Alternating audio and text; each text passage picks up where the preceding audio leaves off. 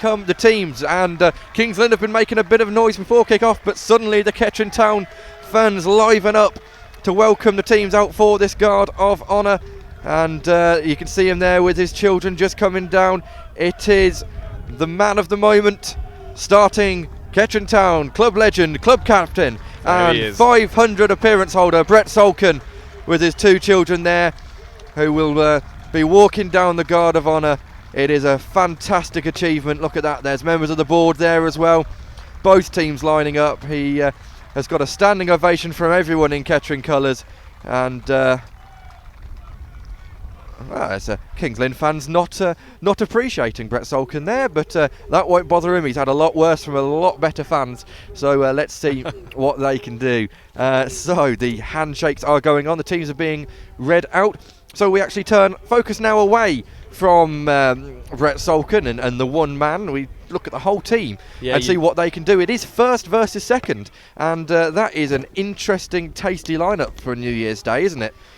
It certainly is. You know, when they release the fixtures, I wonder how many people would feel that it would be Kettering, it would be Kings Lynn, both battling at the top there for the for that top position. And you know, there's still a long way to go in this season, but a win for Kettering today against Kings Lynn will certainly show the rest of the teams, you know, that they are serious. Well, this is the thing, you know, you've got, everyone expects Hereford to do well, and then the only reason they're not higher up the table is because they've got a lot of games in hand, but they've still got to win those games in hand. You've still got to play them. Exactly, they've still got to play them, they've still got to win them. It's nice to see Mitch Austin's come dressed for the occasion as well.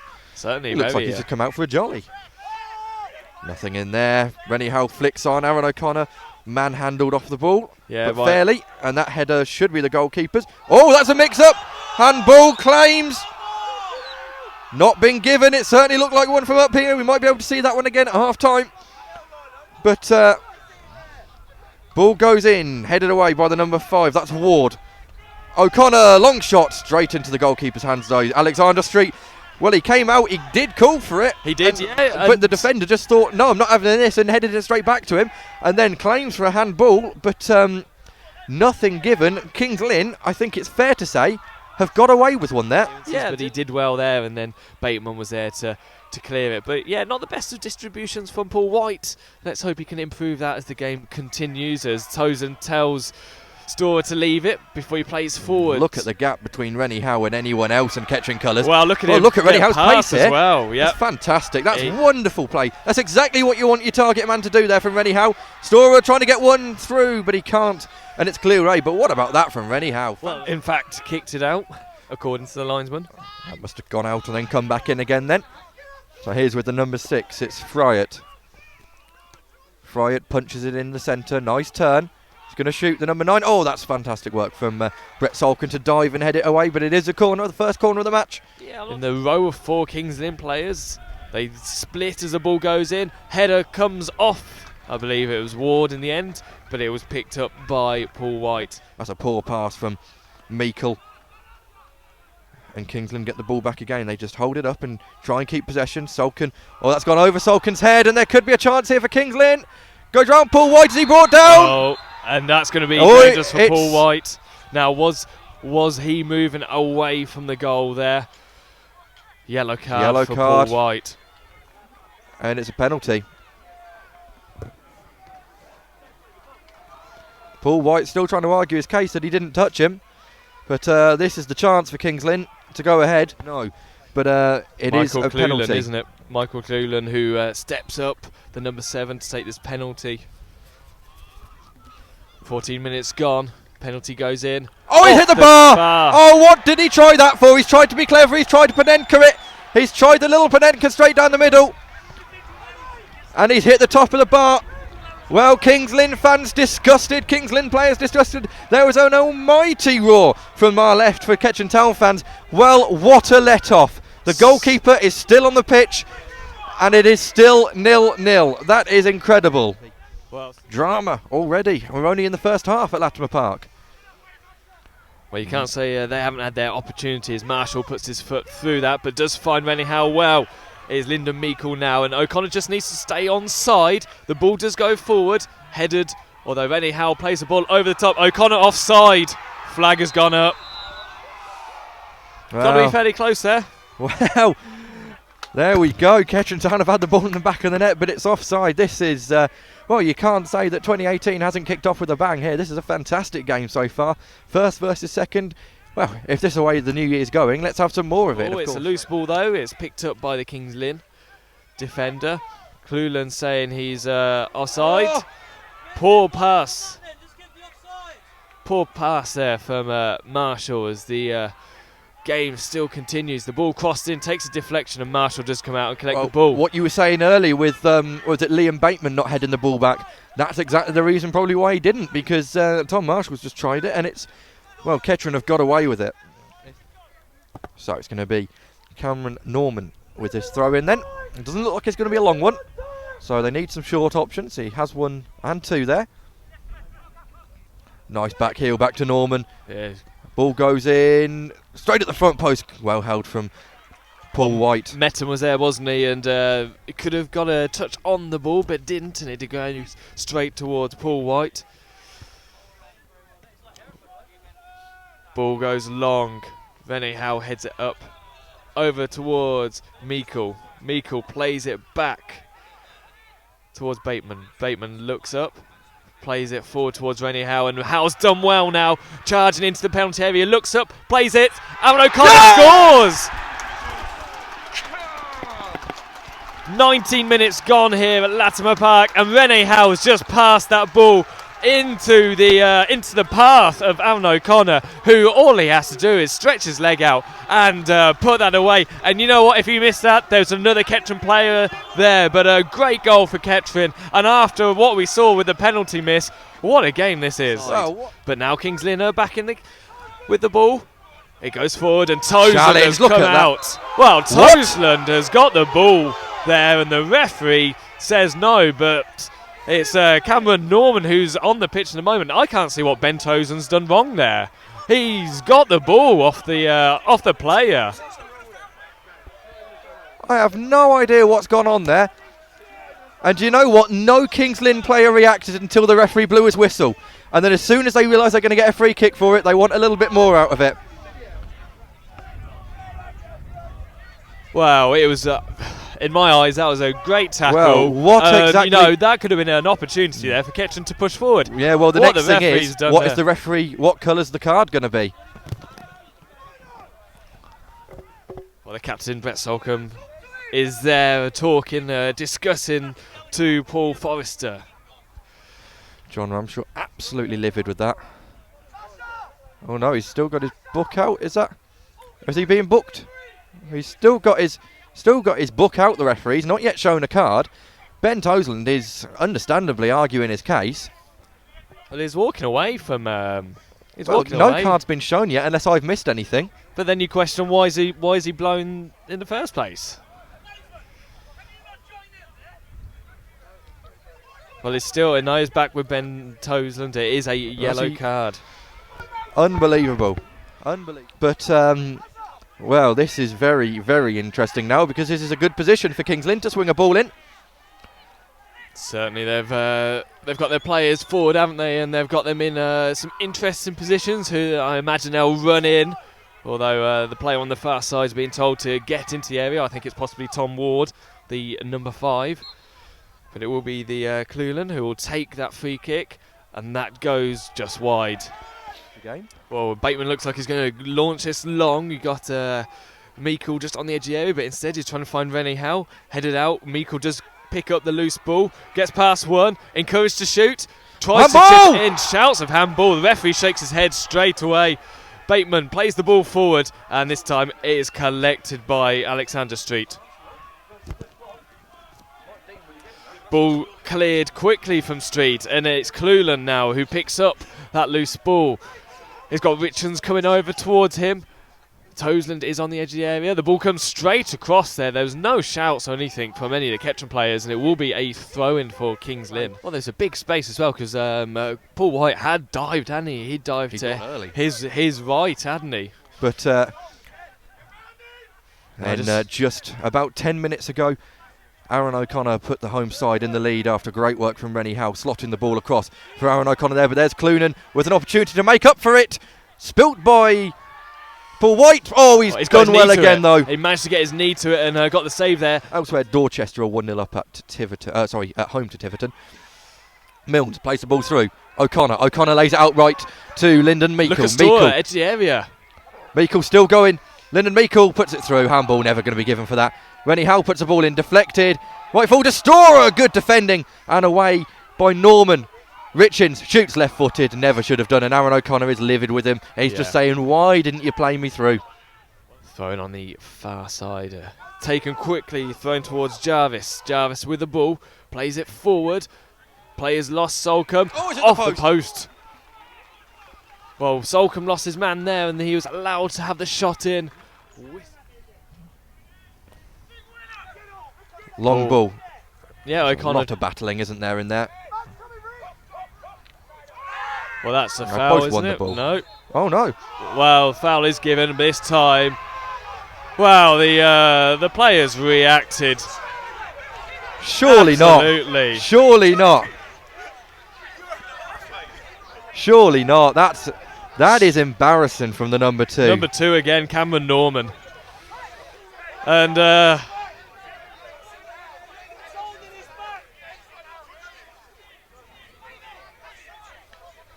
unbelievable. Well, it is up to the linesman because the referee was facing the other way to deal with the initial one. So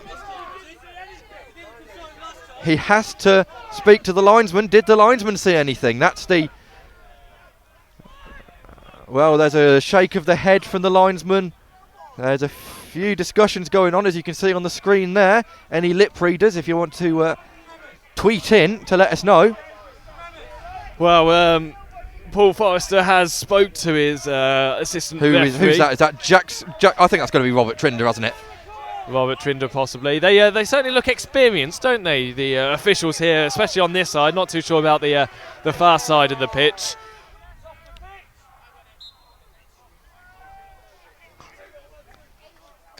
Ball clipped in. Paul White comes out. Connected my word, that's dangerous. He's done well because he's landed very horribly there, but he's up. Yeah. He was almost crowd surfing there, wasn't he? He caught the ball and then for a good second afterwards, he was being held up. Kings Lynn players, it was fantastic. He was riding the waves there. And now it will be Norman who plays the ball forward. It comes off Storer. Appeal for offside there from him, which is an interesting one. Ball over the top, and Milnes is onside. Heavy touch. Probably took a touch too much there as he advanced towards Street. Aaron O'Connor rather unhappy with referee Paul Forrester. I think we can say that. Ball goes in. It's not a bad ball either, and that's a really, really important touch from Brett Solkin to take it away from the defender on the edge of the 6-yard box. So now with Lappin. Lappin out left to Blake Tracy. Headed back by Richins. Bateman falls on it, plays it to Milnes. Milnes has got a few players round him, plays it back out to Bateman, who keeps it in play, lays it back to Meikle, who clips the ball down the line. Aaron O'Connor can't do much there, not too sure what the player's gone down for there. Aaron O'Connor still through. Storer can't get there.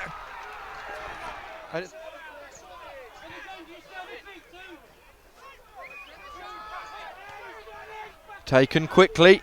Kettering not yet set up. Ball goes in, header past the post. Paul White is livid with his defence and midfield there. The referee's not making any new friends today. Let's put it that way. It may be the new year, but there's none of the Christmas spirit left anymore, I don't think.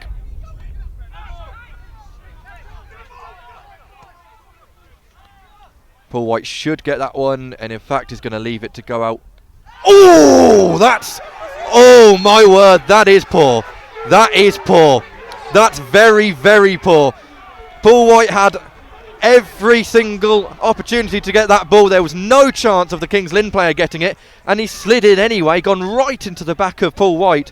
Don't know whether it's his head or his back that's been hit there, but I don't see why the Kings Lynn player's even challenged for that one. It's fairly obvious that the goalkeeper's got it in his hands. Well, referee's gone over to the linesman. The Kings Lynn players are trying to plead their case.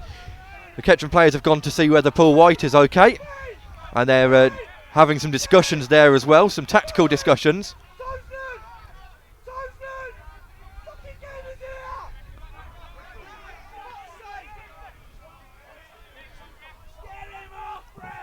Well, Solkin's going over to the referee and linesman to assist. What's going on here? It's number 10. It's Metum, who has been a danger man for Kings Lynn so far. He's in the book for that yellow card. Not too sure what happened there. Ball goes in. Paul White claims very, very well. Tom Ward plays that ball high into the air, and it looked a clumsy collision, you could almost say, but the game continues. It's on the far side.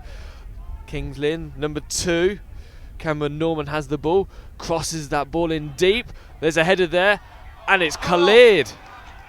It is cleared for Liam Bateman, although Bateman's not too happy about something, and he's gone out to speak to the official there, but it's going to be Simon Lappin who takes the corner, goes in, bouncing around. Number 8 is there, tries to get a shot in, goes back towards Lappin.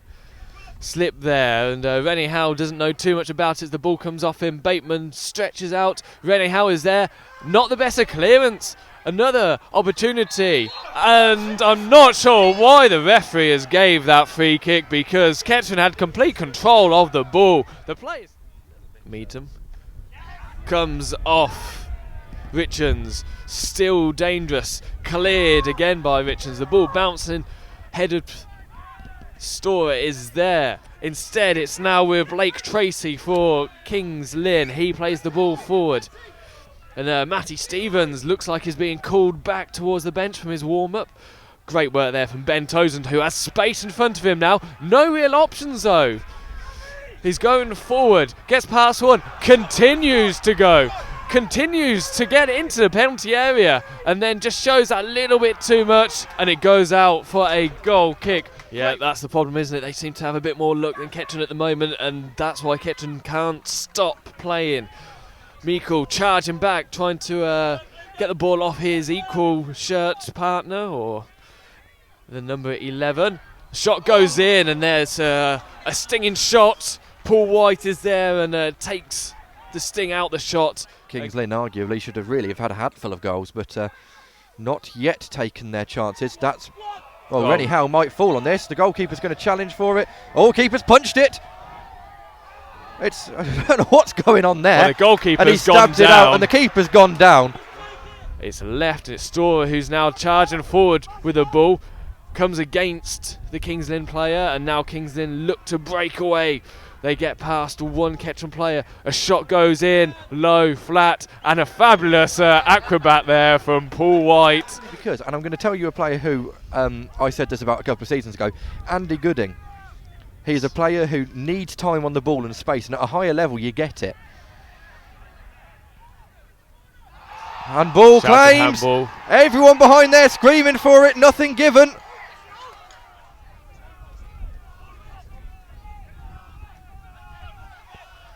Throw-in goes in, a slipping and sliding Storer over the top. Now who's offside there? Although the ball was too far gone.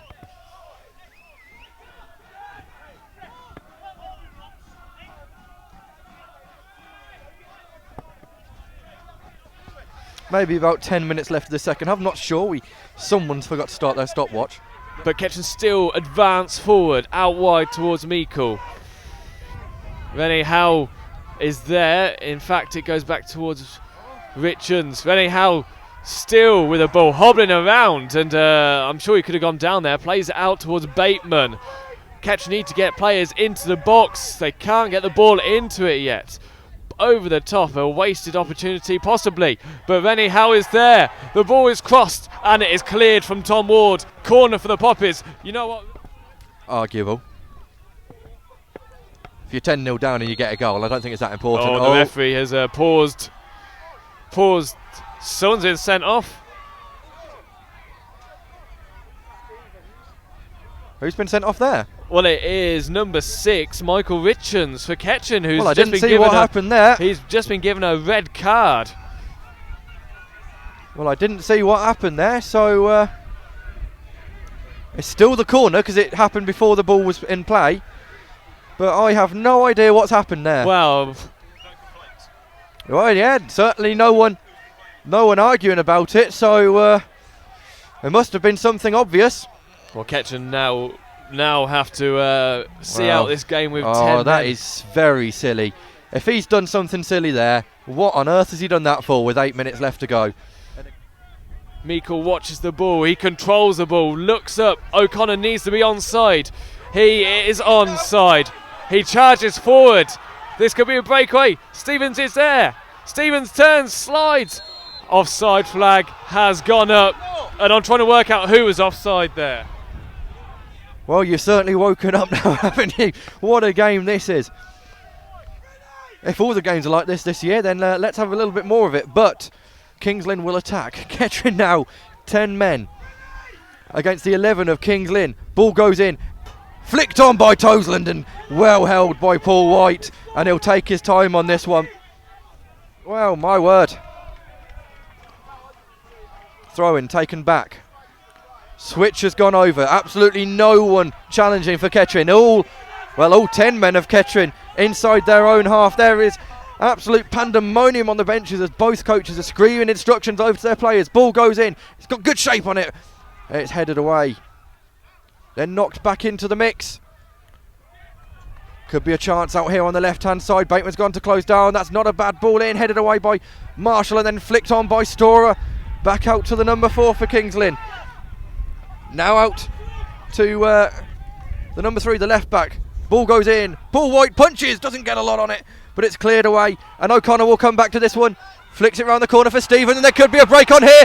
It's Matthew Stevens who's breaking forward. He's got Toseland to the left of him. He plays it to Toseland. Toseland's on the left-hand side. Can he find someone in the box? It's a heavy touch. He goes down. Referee says no.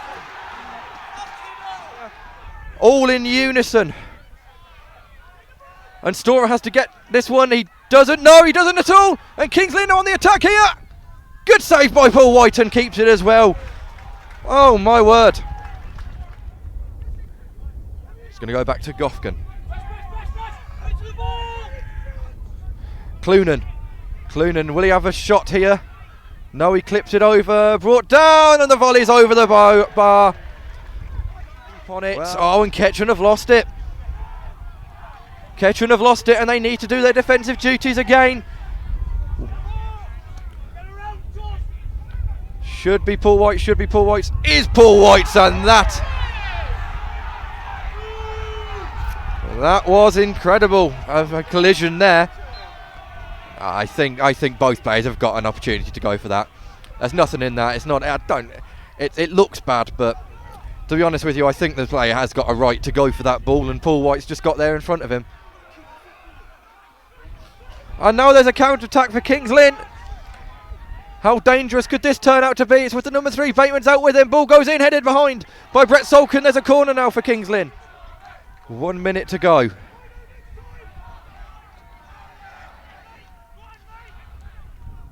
Flicked on. Marshall's got to get there. Oh!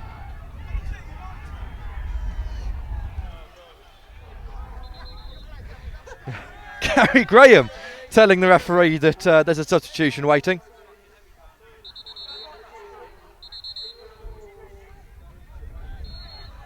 What?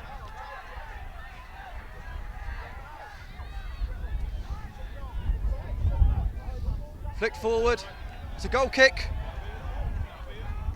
kick. Callan Thomas on. Meikle's off. Goal kick's taken. No full-time whistle. He's had to stop the game for a head injury. And it looks like there may be blood. Looks like there may very well be blood as the referee's called the trainer on straight away and they've told him to go back again. Well, they've all called him on.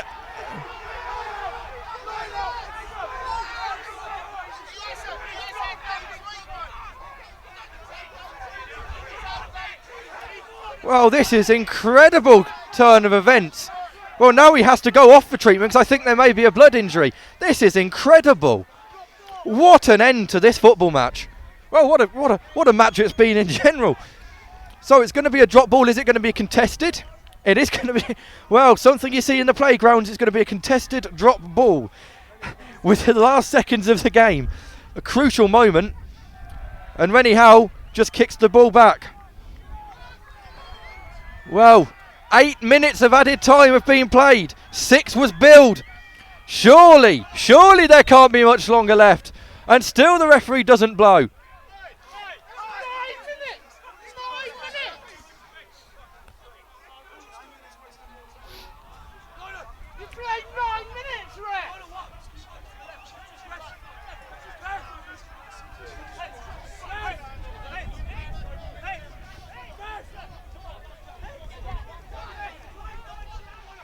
What a game this has been. Well, the management team are now at it. This is incredible. And that's it. Kettering Town have won.